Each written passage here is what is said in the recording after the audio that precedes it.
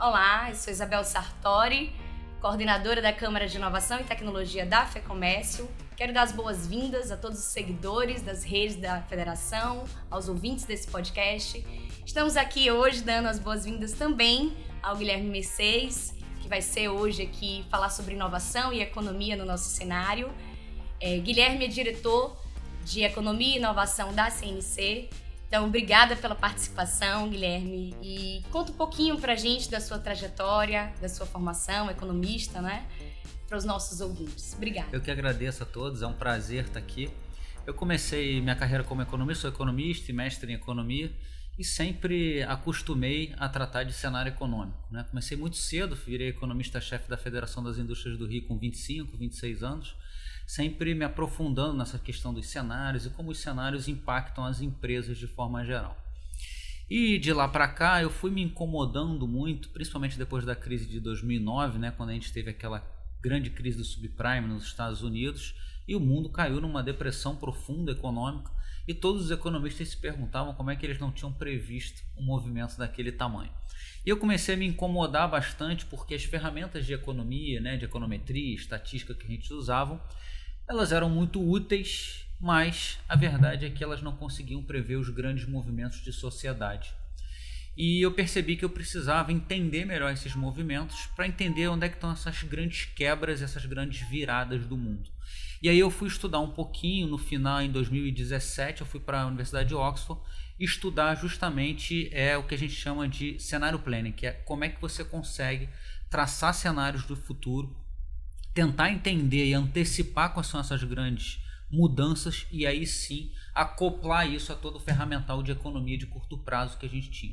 E a partir dali eu mudei bastante minhas perspectivas. Eu lembro que quando acabou o curso, um dos meus pares de turma era o economista-chefe da The Economist, que é o principal veículo de economia no mundo. Ele era o economista-chefe na Ásia inteira. Ele virou para mim e falou: Guilherme, depois dessa eu não acredito em mais nenhuma previsão de 5 anos que eu entrego aqui na companhia, porque realmente a gente via que tinha muita mudança e que por mais que as nossas ferramentas estatísticas fossem boas, a verdade é que a gente não consegue cravar o futuro, a gente consegue pensar em possibilidades de futuro.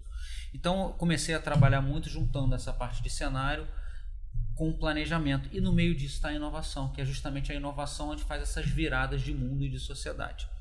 E no meio desse processo aí, eu peguei um cenário muito adverso, que foi no meio da pandemia, onde eu me posicionava muito no Rio de Janeiro, e no meio da crise, em maio de 2020, com tudo fechado, a economia em recessão, o Rio de Janeiro já prestes a entrar num novo colapso, eu fui chamado para assumir como secretário de Fazenda do Estado, justamente para tentar evitar um novo caos. E graças a Deus a gente teve sucesso no trabalho. Foi um trabalho muito duro, muito intenso, mas assim, com muito orgulho, a gente conseguiu evitar que o Rio de Janeiro quebrasse de novo e, obviamente, trouxesse todos os prejuízos para a população que trouxe naquele 2016, 2017. E depois disso, eu vim aqui para a CNC, estou quase um ano na CNC, justamente tentando trabalhar esse binômio economia e inovação e o desdobramento disso para o planejamento. Parabéns pela trajetória e acho que assim, essa questão de inovar a carreira, né? De ver as dificuldades, de enxergar as limitações do porquê que a gente foi preparado e conseguir transpor isso tanto em formação como em atuação social. Isso é muito importante em todos os cenários que a gente vê. Para a gente entender um pouquinho mais, né, e desenvolver melhor, eu queria que você falasse um pouquinho, se você puder, sobre essa diretoria de Economia e Inovação da CNC, os principais objetivos, para que a gente entenda um pouco a importância, né, do tema que a gente vem falando para todas as federações. Quando a gente junta os temas de economia, inovação e planejamento, acho que a gente está falando de uma palavra só, que é estratégia. É justamente como é que a gente consegue fazer a leitura dos cenários. A CNC sempre foi muito forte nas suas pesquisas, né? As pesquisas de sondagem às empresas, as pesquisas de endividamento, que são muito fortes, né? A CNC tem uma visibilidade muito grande com a pesquisa de endividamento familiar, junta essa expertise com uma pegada nova de inovação, de como é que são essas transformações todas que estão impactando o comércio, experiência do usuário, né? Por exemplo, a gente está chegando o 5G aí, a gente fala muito em velocidade, mas a verdade é que o 5G vai dar muito mais que velocidade para a gente, ele vai dar conectividade, ele vai integrar vários dos sistemas que a gente tem. Então é reforçar essa parte de economia e abrir um grande leque de radar de inovação para a gente trazer os grandes eventos, colocar os empresários do comércio, serviço e turismo dentro dos grandes eventos, desdobrar toda essa informação e esse conhecimento que tem nos grandes eventos para a gente, em termos práticos, ver resultados efetivos para dentro do comércio. E a área de planejamento serve justamente para desdobrar isso em estratégias e desdobrar isso, acima de tudo, em gestão.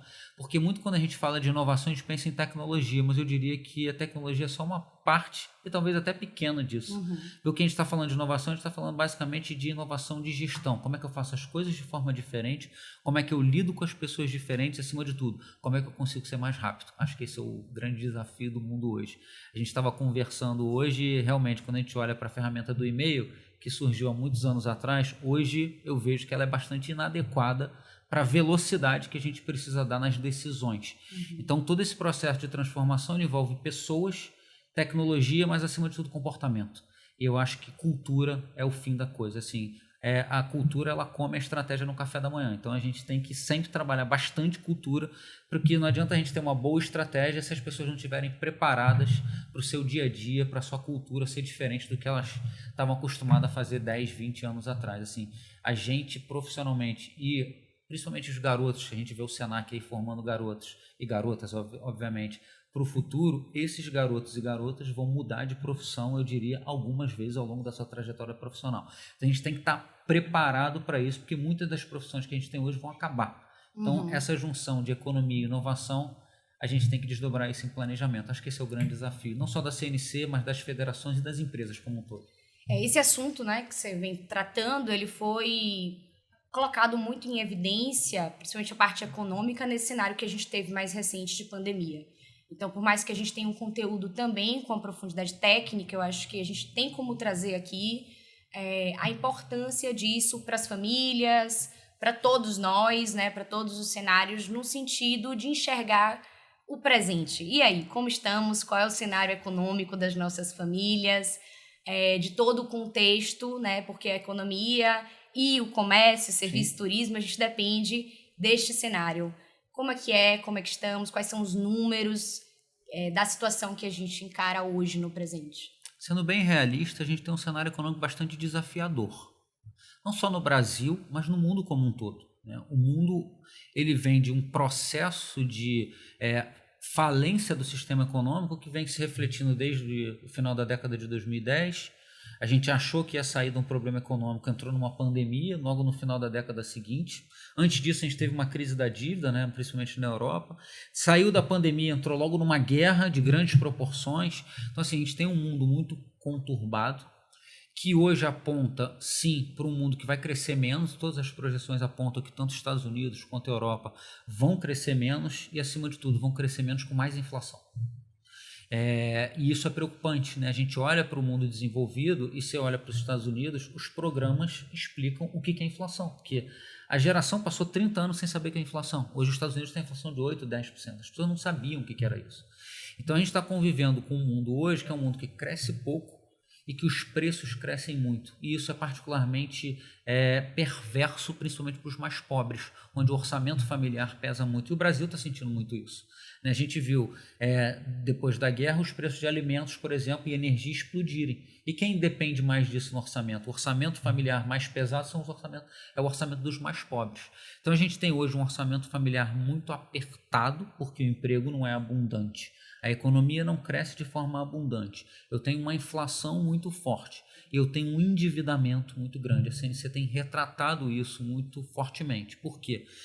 Eu tive uma pandemia onde você teve uma necessidade muito grande e uma falta de emprego. O que as pessoas tiveram que fazer? Não só as pessoas, mas as empresas. Se endividar. Hoje você tem 80% dos brasileiros com algum tipo de dívida e 30% dos brasileiros estão inadimplentes com as suas dívidas. Isso quer dizer o seguinte, quase 1/3 da população brasileira não está conseguindo dar conta de pagar as dívidas que contraiu nos últimos anos.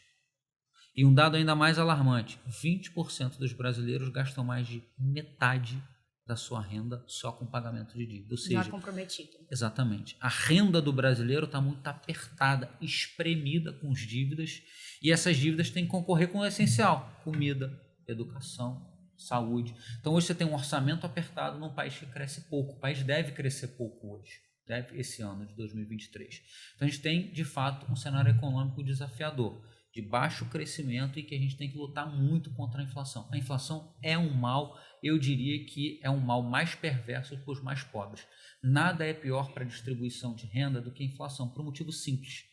Aqueles que ganham muito conseguem poupar uma maior parcela da sua renda. Portanto, se a inflação é alta, ele aplica aquela parcela que sobrou e fica mais rico ainda. Enquanto aqueles que têm um orçamento apertado gastam toda a sua renda todo mês, ou mais do que ela, porque se endividam. E para esses casos, quanto mais a inflação cresce, mais pobres ficam e mais abre-se o abismo social. Então a inflação é um tema, acima de tudo, social. E combatê-la é um bem que o país não pode abrir mão. A gente deve lembrar que o Brasil passou anos e anos tentando acabar com a inflação. A gente não pode abrir mão dessa grande conquista. E os mais pobres são os que mais sofrem quando a inflação sobe. Então, assim, claro que o tema ele tem uma importância de atuação governamental fortíssima, né? Todos os cenários que são colocados econômicos têm uma responsabilidade em relação à governança. Mas a gente tem, né, na academia a gente fala isso, que a gente enxerga a inovação como uma potência de reduzir esses hiatos, né? É onde, historicamente, a gente viu uma importância maior e um desdobramento na sociedade da inovação foi justamente nos cenários mais desafiadores, que a gente tem uma atenção para resolver grandes problemas, inovações de grandes tamanhos. Então, eu quero saber de você como é que você enxerga, de fato, essa importância estratégica, como você colocou, para as lideranças empresariais, né? Que a gente fala aqui, a gente tem essa diretriz, né? Esse direcionamento das lideranças empresariais, de comércio, de bens, serviços e turismo, e eu queria que você falasse um pouquinho para eles em relação a essa importância da inovação nessa área para essas lideranças. Dá uma luz no fim do túnel aí, por favor. Economia e inovação sempre andaram juntos ao longo da história. Se a gente pegar a história da humanidade, os ciclos de inovação coincidem com os grandes ciclos econômicos ou tecnológicos, né? É o que a gente chama tecnicamente das curvas longas de Kondratiev.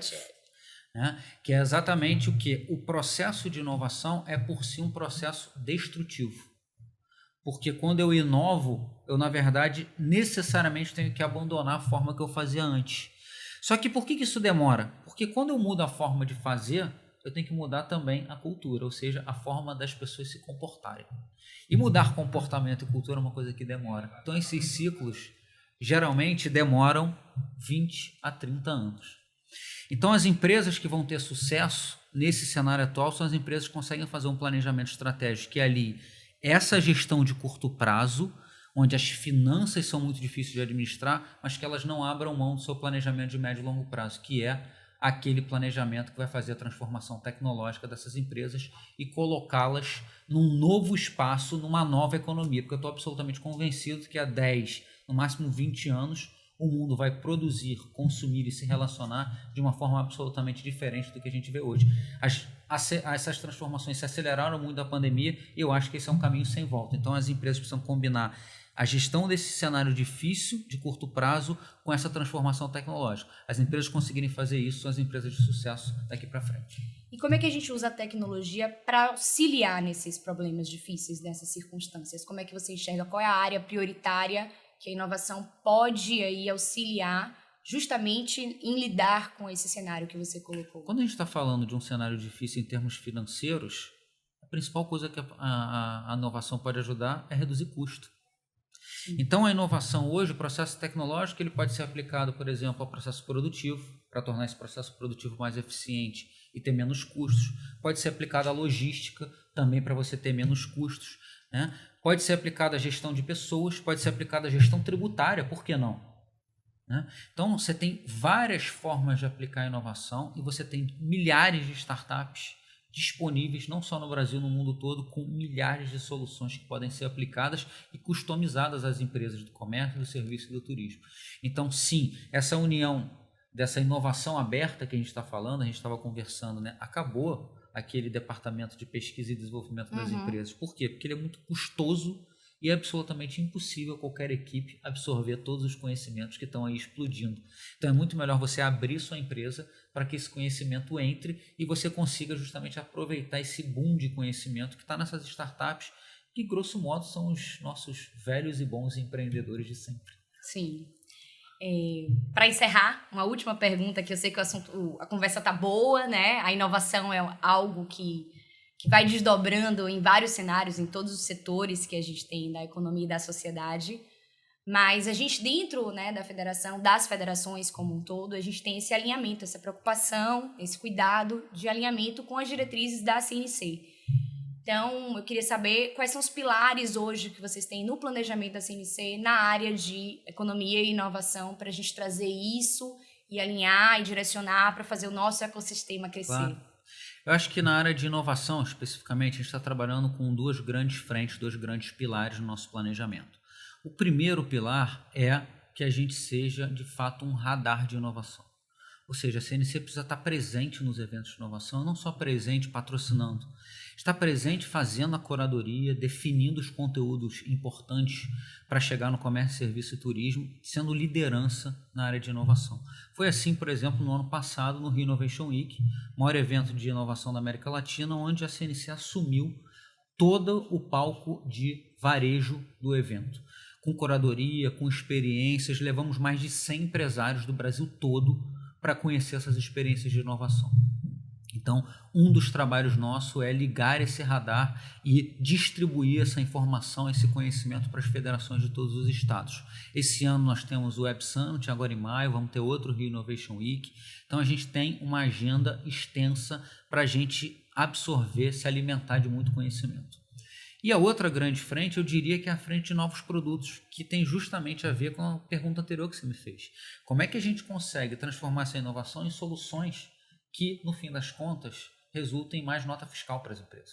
É isso que a gente está falando. Quando a gente fala de inovação, na prática a gente está falando do empresário lucrar mais. Sim. E se o empresário lucra mais, ele tem a capacidade de contratar mais, gerar mais renda e fazer a roda da economia funcionar. Exatamente. Então, assim, pensar em novos produtos e novas soluções para as federações, para os sindicatos e para as empresas é o nosso segundo grande pilar. E a gente faz isso como? Jogando desafios de inovação e trazendo essas startups para gerar essas soluções inovadoras para esse nosso ecossistema de comércio, serviço e turismo. Muito bom. Agradecer, Guilherme, você, sua presença, toda essa importância que está sendo dada à área, né, em todo o Brasil. E pedir para os seguidores aí não deixar de curtir, de compartilhar o conteúdo e ficar atento também, temos outros conteúdos interessantes que estão surgindo e outros que já foram publicados, vem muita coisa boa por aí, acredito que essa parceria da CNC com a FEComércio vai ser cada vez mais interessante e importante nessa área de inovação. E dizer que foi muito prazeroso, né? A gente tem aqui um mestre e é muito bom quando a gente enxerga essa potência. Lembrei dos meus alunos quando ele falou de Kondratiev, porque tem todo esse link entre a teoria bem aplicada, trazendo resultados e fazendo com que a gente consiga, de fato, subir e conseguir transpor todos esses desafios para trazer riqueza e felicidade. Quer deixar alguma palavrinha aí final para os nossos seguidores? Eu que agradeço a todos pela participação, a você e parabéns pela FEComércio, pela aquisição, por ter você aí liderando a Câmara. Eu acho que é uma mudança importante, é uma sinalização importante e a CNC está absolutamente disposta a cada vez mais estreitar essa parceria e a gente cada vez mais inovar no ambiente de comércio, serviço e turismo. Então ficamos por aqui com mais um conteúdo para vocês.